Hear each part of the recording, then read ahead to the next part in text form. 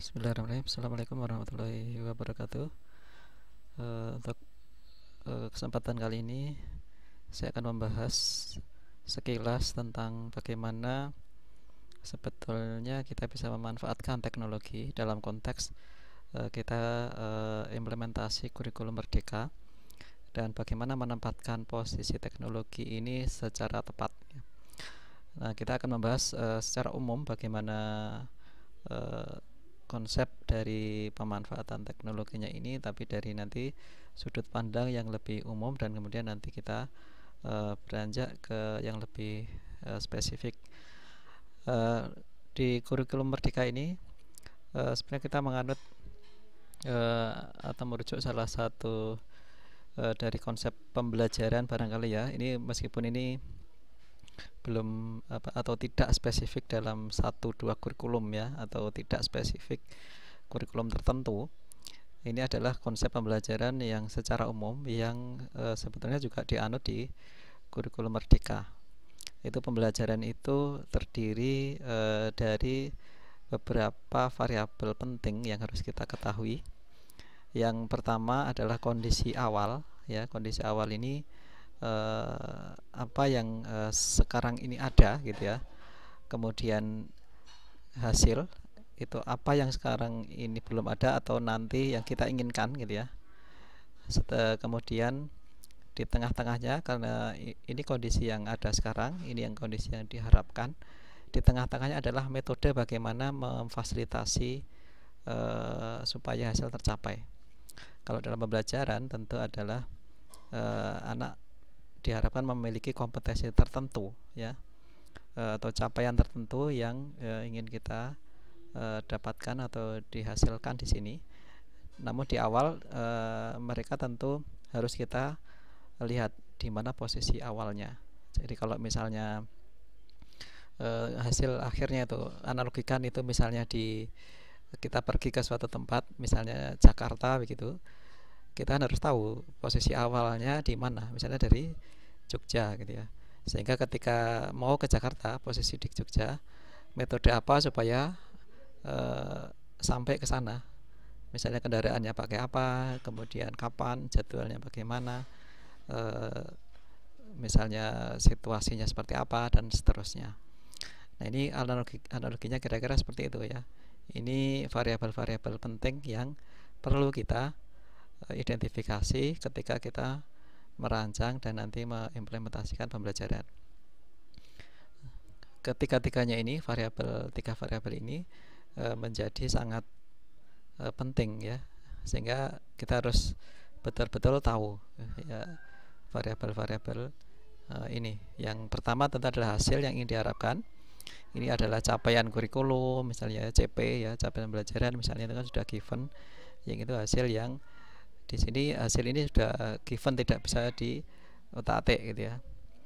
Kondisi awal itu juga ya, kondisi awal itu misalnya kemampuan anak, pengetahuan anak ya, kemudian fasilitas di kelas dan seterusnya. Itu adalah kondisi awal yang dalam hal ini kita tidak bisa memanipulasi atau mengutak-atiknya gitu ya, sudah given lah gitu ya. Kemudian di tengahnya ini metode, disinilah kita nanti bisa memainkan peran yang lebih fleksibel gitu ya. Kemudian kalau misalnya dalam pembelajaran itu komponen yang lebih praktikal ya, ini yang nanti akan diwujudkan dalam kurikulum.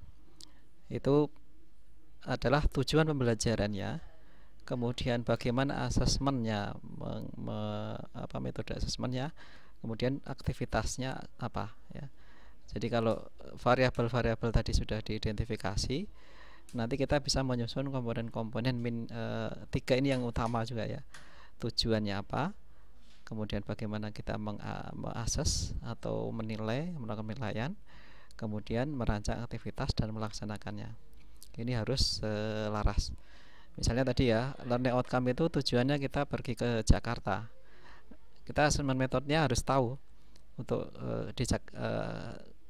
kriteria sampai di Jakarta itu seperti apa gitu ya. Indikatornya apa sampai di Jakarta. Misalnya sampai di Monas misalnya dia. Kemudian asesmennya,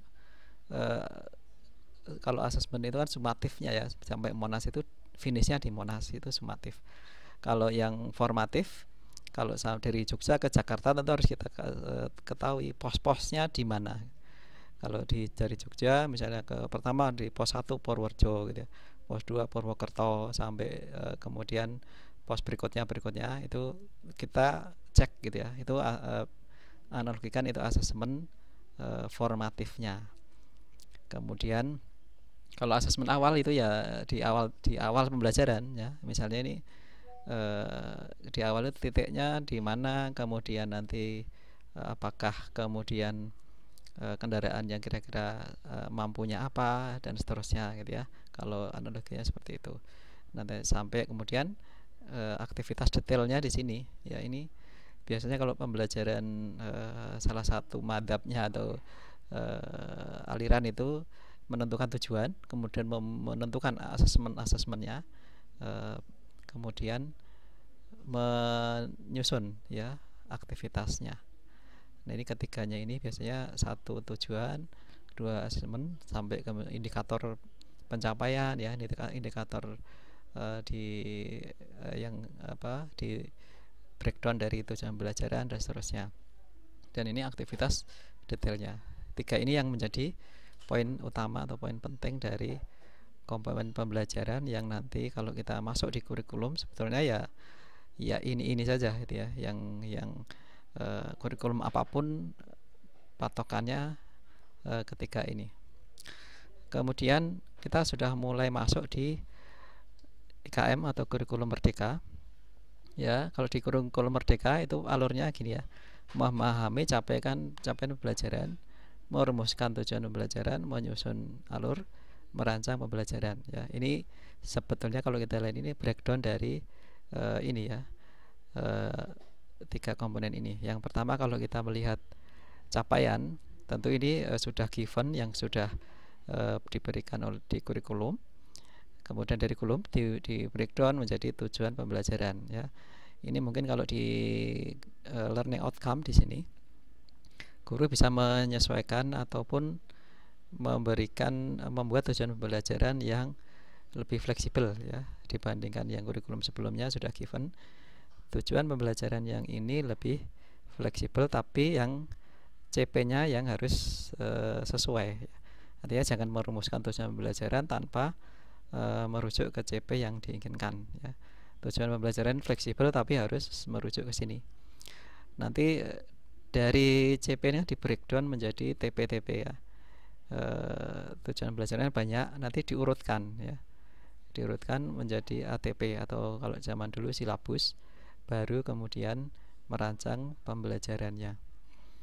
Nah, kalau yang dari tiga komponen ini yang di alur tadi belum tampak itu kan asesmennya ya. Sebetulnya mungkin asesmennya itu setelah menyusun alurnya, kalau menurut tiga komponen tadi disusun asesmen atau indikatornya, kemudian nanti detail pembelajarannya baru dirancang di situ. Nah ini kalau dalam IKM itu capaiannya apa, kemudian dari situ di breakdown ke tujuan pembelajaran, dan kemudian itu urutannya disesuaikan gitu ya, atau dilihat apakah logik atau tidak gitu ya. Jadi ATP ini sebetulnya urutan dari tujuan-tujuan pembelajaran yang harus disusun dalam satu fase. Kemudian sehingga nanti harus dipikirkan nanti mana yang kalau di SMP kelas 7, 8, 9 misalnya, itu harus TP-TP mana yang masuk di kelas-kelas tersebut. Kemudian ini fase awal, kemudian nanti TP-nya ini ada banyak TP, nanti harus sampai di fase akhir gitu ya. Kemudian kalau modul ajar, bedanya dengan RPP, modul ajar adalah ada komponen-komponen yang harus ada, itu tujuan, langkah atau aktivitas, rencana asesmen awal, rencana asesmen akhir, dan media pembelajaran. Ini yang harus ada. Kemudian penerapannya di mana nanti ya. Nanti teknologi itu bisa dipakai di banyak tempat gitu ya, baik di konten baik di proses maupun di produk, itu untuk kalau ini menerapkan pembelajaran yang berdiferensiasi, teknologi ini bisa membantu di poin-poin tersebut, baik di konten, proses maupun produk ataupun lingkungan belajarnya. Kemudian ketika menggunakan teknologi ini, tentu kita harus memakai strategi yang tepat gitu ya. Dalam hal ini ada beberapa langkah yang bisa kita lakukan ya. Ini kan kalau misalnya kita mau merancang pembelajaran dengan teknologi, tentu kita harus paham dulu teknologi-teknologi apa yang mungkin atau potensial untuk digunakan ya. Kemudian diidentifikasi teknologi yang dapat dipakai di pembelajaran sesuai dengan eksplorasi tadi. Sebagai contoh, misalnya kalau kita menggunakan di pembelajaran misalnya aljabar gitu ya, kita harus tahu apa saja sih sebetulnya teknologi-teknologi yang sekarang ini ada gitu ya. Kita belum sampai jauh tapi eksplor dulu. Ternyata ternyata ada misalnya Ubin aljabar, kemudian ada GeoGebra, ada Desmos dan sebagainya.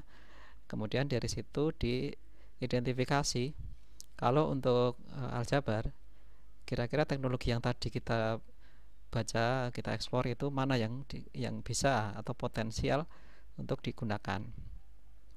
Ya, ini langkah ini untuk mengidentifikasi atau membuka wawasan tentang teknologi. Setelah itu kita masuk di kurikulum dulu ya, analisis kurikulum. Kita membuat TP, ATP ya, juga mungkin asesmen awal siswa. Kita lepas dari teknologinya dulu ini ya. Dari setelah ini 3-4 kita identifikasi, di 5 ini digabungkan ya. Teknologi yang tepat sesuai dengan pembelajaran itu apa gitu ya. Sehingga mana-mana yang cocok dengan identifikasi kurikulum dan analisis karakteristik siswanya dengan identifikasi teknologinya itu digabungkan atau disesuaikan ya, sehingga nanti kita bisa memilih teknologi yang paling tepat. Setelah itu baru lebih detail lagi menyusun aktivitas pembelajarannya ya, sehingga nanti kalau kita lihat misalnya di bagian tadi menyusun sini ya, tujuan pembelajaran, asesmen, aktivitas di sinilah yang kemudian bisa kita sesuaikan atau kita selaraskan kalau menggunakan teknologi. Termasuk kalau misalnya di pembelajaran berdiferensiasi ya, ini sebenarnya kan ini pre-assessment, asesmen awal, analisis kurikulum dan siswa, kemudian analisis konten, proses dan produknya di sini, dan ini kemudian sumatif ya, asesmen sumatifnya. Nah, teknologinya itu bisa saja masuk di setiap di fase-fase ini gitu ya. Nah, dengan strategi seperti ini diharapkan teknologi itu betul-betul inline dengan tujuan pembelajarannya, tidak lepas gitu ya. Jangan sampai kita menerapkan teknologi tapi tidak sesuai dengan tujuan yang ingin dicapai. Sehingga kalau kita menyusun tujuan pembelajaran itu sangat-sangat penting gitu ya.